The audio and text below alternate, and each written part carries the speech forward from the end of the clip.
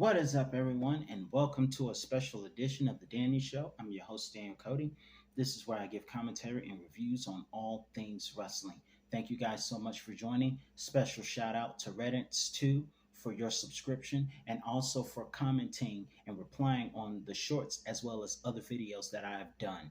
Thank you so much. And to all of you that respond to my videos, thank you. Now, as you can see, today is the day of the best in the world, not Shane McMahon, CM Punk, I'm speaking of. And fun fact, just like CM Punk, I too believe in being straight edge, which is drug free and alcohol free. And tonight I'll be celebrating with Punk's favorite drink, Pepsi. That being said, this video was brought to you today by Punk's favorite drink, Pepsi, the best drink in the world. Although my all-time favorite drinks are Sprite and Mountain Dew. But in any event, let's get started with today's review of my favorite Punk matches, and this is part two. Part one was done last year. Be sure to check that out. Let's get started. At number 10, we have CM Punk in his first of two Money in the Bank ladder match wins. The first one on this list is at WrestleMania 24 in Orlando, Florida. This match featured himself, Chris Jericho, Carlito, MVP, who felt the wrath of returning Matt Hardy, John Morrison, who was the highlight of the night with that moonsault off the ladder, and Shelton Benjamin. I believe that's it to my knowledge. Oh, and Mr. Kennedy! Kennedy! He used to do that a lot. That was funny. But either way, moving forward, that was Punk's first Money in the Bank WrestleMania ladder match win. He would eventually go on to cash in on Edge, then world champion, to win the title. Fun fact, he would go on to win the same Money in the Bank ladder match at the same event the next year and cash in successfully against Jeff Hardy for that same world championship. At number 9, we have CM Punk versus Eddie Kingston at Full Gear of last year. Bars. Now, in this match, obviously, this match was based on real life issues between CM Punk and Eddie Kingston, and it's so ironic.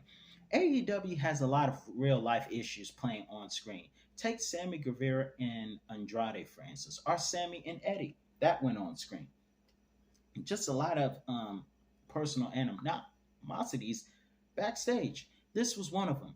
And in the first part of the match, a lot of people didn't know if Punk was going to continue because he had gotten that spin chop that Eddie does onto the head, and Punk was out for a little bit. But he came back to fight. He got busted open. He continued. He emulated John Cena, except he didn't do the "you can't see me." He gave the finger, inspired by this guy. Also, we saw him pay tribute to Eddie Guerrero, his favorite Eddie, obviously, as he said in that promo about Moxley. But in any event, he gave tribute to Eddie Guerrero with the Three Amigos. Speaking of Eddie, I need to get this off my chest real quick. This past Monday night, Dominic said something that had me pause. And he said, quote, "I am this generation's Eddie Guerrero, and Eddie was that generation's Dominic Mysterio." Boy, you have lost your freaking mind. That generation's Dominic? Okay, Mike's skills need a little more work, but Dominic, Ray, get your son, because he done lost his doggone mind. But in any event, back to the thing. The match at Full Gear was great, and I really enjoyed that match. Punk would go on to win that match, but legend has it that Eddie and Punk still don't like each other, and Punk still takes jabs at the guy. Also, at number 8, we have Randy Orton versus CM Punk in a losing effort at WrestleMania 27 in my former hometown of Atlanta, Georgia. Now, this match, CM Punk came in with a great plan, had great mind games going on, Randy Orton had taken out all members of the new Nexus, and if I'm not mistaken, one of those members would go on to become the Fiend and the White Rabbit, my man Bray Wyatt. But CM Punk would go on to have a great strategy. He injured Randy Orton's leg, so it made it easier for him to target his leg at the WrestleMania event. However, despite putting on a great show, CM Punk made a great mistake and started flying in midair and got caught with an RKO. And everybody loves when Randy Orton RKOs a flying wrestling bird, because when you're in midair and he catches you, it makes everyone go crazy. And that was just one of the things. So that would spell Punk's defeat. But it was still a good match. At number 7, we have CM Punk versus the leader of the Yes Movement, the Red Dragon himself, Bryan Danielson. But this was when he was Daniel Bryan and WWE. And this match on the list would take place at Money in the Bank 2012 with AJ Lee as the referee, who would later on go on to eventually become CM Punk's real life wife. Now, the reason for this match is because as awesome as their match was, at Over the Limit 2012, great technical match, very epic. But what made this match need a rematch was because during the moment where Bryan had Punk in the crossface, known as the Yes Lock, Punk rolled up Daniel Bryan just like The Undertaker and Kurt Angle in '02, and the ref counted three. However, during that same moment, CM Punk was seen to be tapping out during the three count. So, obviously, that's why they had the match, and AJ was the wild card, considering that AJ was Bryan's former lover, and she had a thing for Punk and Kane. So, that would lead to this match right here. And what was so crazy was AJ was accidentally knocked out early, and so she came in a little bit later. But what was strange was during the match, Daniel Bryan had Punk in a crossface with a kendo stick, and AJ sat there and watched like she was somehow turned on by this whole thing. Strange. AJ was starting to develop her strange, crazy character at that time, but nonetheless, that match was awesome. And it was so funny when Punk was beating Bryan with the kendo stick, and Booker T was talking about going to the woodshed, in the words of JR. That was funny. But nonetheless, Punk won the match and once again retained his WWE Championship, which was his long historic reign that Roman Reigns has overdone. So now Roman is the longest reigning champion ever.